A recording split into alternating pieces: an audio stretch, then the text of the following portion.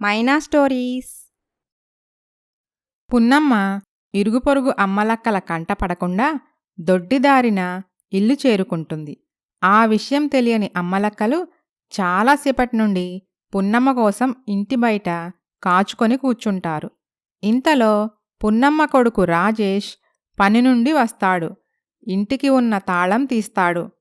అంతే, ఎదురుగా పున్నమ్మ ఉంటుంది. పున్నమ్మని చూసిన అమ్మలక్కలు ఆశ్చర్యపోతారు. అమ్మలక్కలను చూసిన పున్నమ్మ కరెంట్ షాక్ కొట్టిన దానిలా నోరెళ్లబెట్టి చూస్తూ ఉండిపోతుంది. ఇదేంటమ్మా, బయట తాళం వేసి లోపలేం చేస్తున్నావు? వీళ్ళందరూ నీకోసమే మన ఇంటి ముందు ఎదురు చూస్తున్నారు.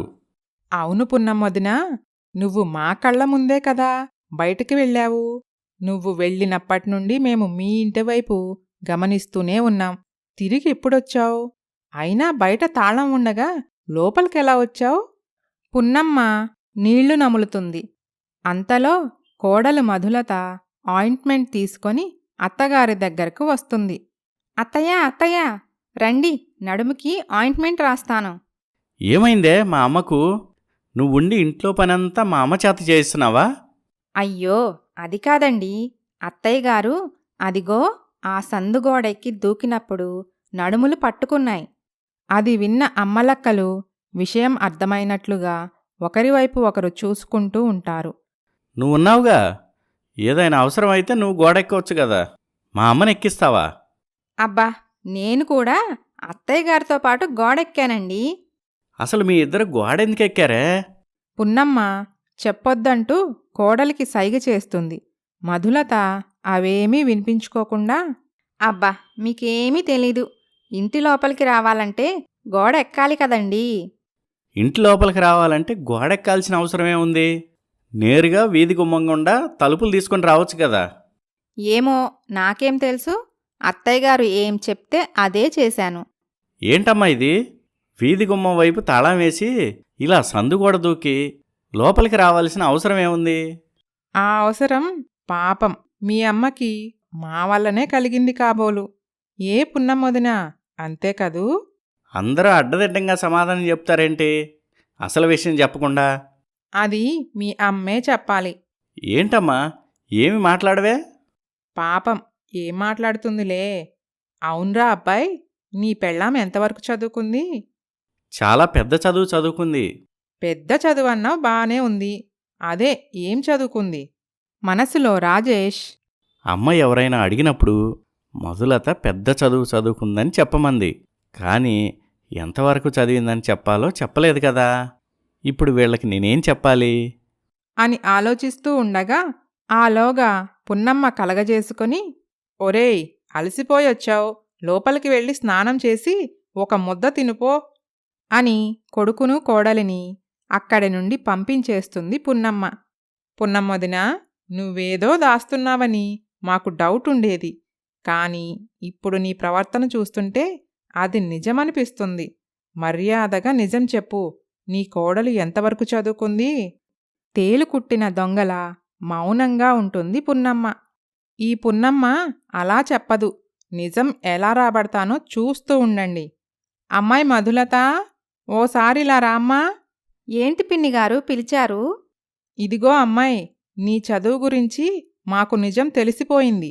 మీ అత్తయ్య మాకు మొత్తం చెప్పేసిందిలే. అమాయకపు మధులత, అదేంటి, నన్ను ఎవ్వరికీ చెప్పొద్దని చెప్పి మా అత్తయ్య మీకు చెప్పేసిందా? సరేలే, తెలుసుకుంటే తెలుసుకున్నారు కానీ ఈ ఊర్లో మాత్రం ఎవ్వరికీ చెప్పకండి. ఎందుకట? చెప్తే ఏమవుతుంది? ఏమవుతుందని అడుగుతారేంటి? మీకు తెలీదా? మీరు ఈ ఊరి వాళ్లే కదా. ఈ ఊర్లో చదువుకోని కోడళ్ళకి విలువివ్వరట కదా, చిన్నచూపు చూస్తారట కదా అని మీ అత్తయ్య నీకు చెప్పిందా? అవును, అందుకే నేను చదువుకోలేదని ఎవ్వరికీ చెప్పలేదు. ఏంటి, నువ్వు చదువుకోలేదా? ఇదిగో వదినలు, ఈ పున్నమ్మ కోడల్ని చూస్తుంటే చదువే కాదు, తెలివితేటలు కూడా లేవని ఇట్టే అర్థమైపోతుంది. ఏం పున్నమ్మొదినా, ఏమో అనుకున్నాం. ఎంత పెద్ద కథ నడిపావు. చదువు సంధ్య లేని ఓ వెర్రిబాగుల దాన్ని కోడలుగా తీసుకొచ్చి దానిమీద అత్తపెత్తనం చెలాయిస్తూ మీరు ఇది చెయ్యలేకపోతున్నారు అని మమ్మల్ని దెప్పిపొడుస్తూ ఇంతలా నటిస్తావా? ఇక ఈ రోజు నుండి మన బ్యాచ్లో నీకు మాట్లాడే హక్కు లేదు. నోరు తెరిచావో పేనుని కుక్కినట్టు కుక్కుతాం, జాగ్రత్త. మా కోడళ్లే నయం కదే, తిట్టినా కొట్టినా చదువు తెలివితేటలు ఉన్నవాళ్ళు. నీ కోడలు వట్టి వేలుముద్రది, లోకజ్ఞానం కూడా తెలియని వెర్రిమొహంది. పెద్ద బీరాలు పోయి చివరికి పోయి బురదగుంటలో పడ్డావు కదా, నీకు తగిన శాస్తి జరిగిందిలే అని అమ్మలక్కలు నవ్వుకుంటూ వెళ్ళిపోతారు.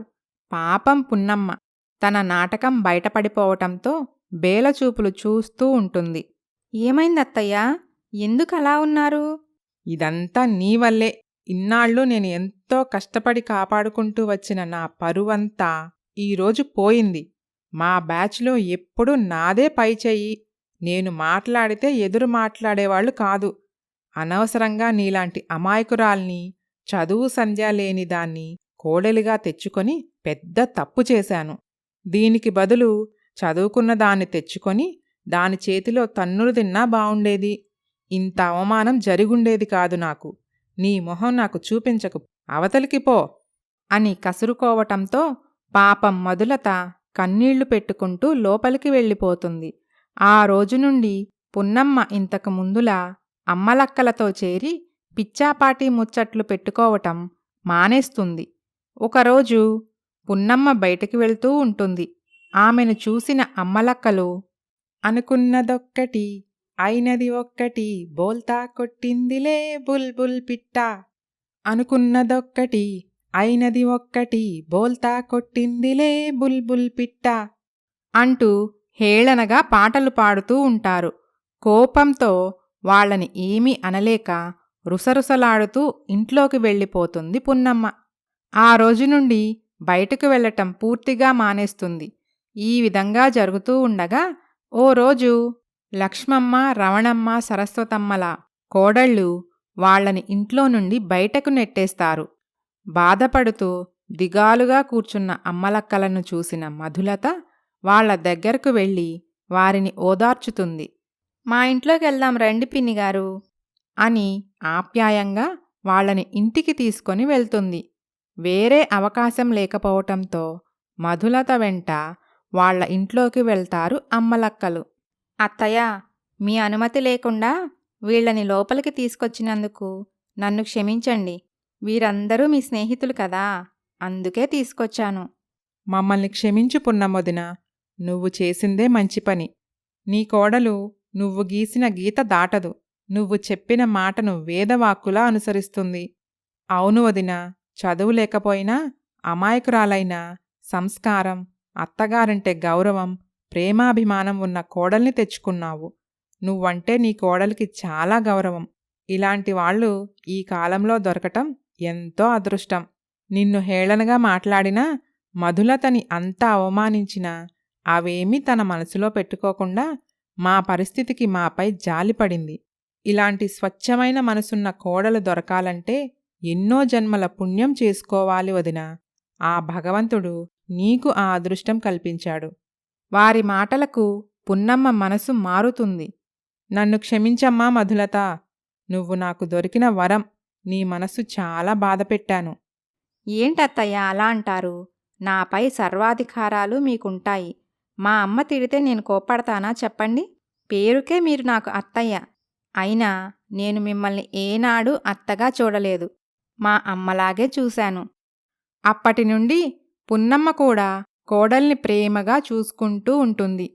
అలాగే మధులత తన మంచి మనస్సుతో రవణమ్మ, సరస్వతమ్మ, లక్ష్మమ్మల కోడళ్ల మనసు కూడా మార్చి వాళ్లను బాగా చూసుకునేలా చేస్తుంది. అలా అందరూ సంతోషంగా ఉంటారు. కథ సమాప్తం. ఈ కథ మీకు నచ్చితే లైక్ చేయండి, షేర్ చేయండి.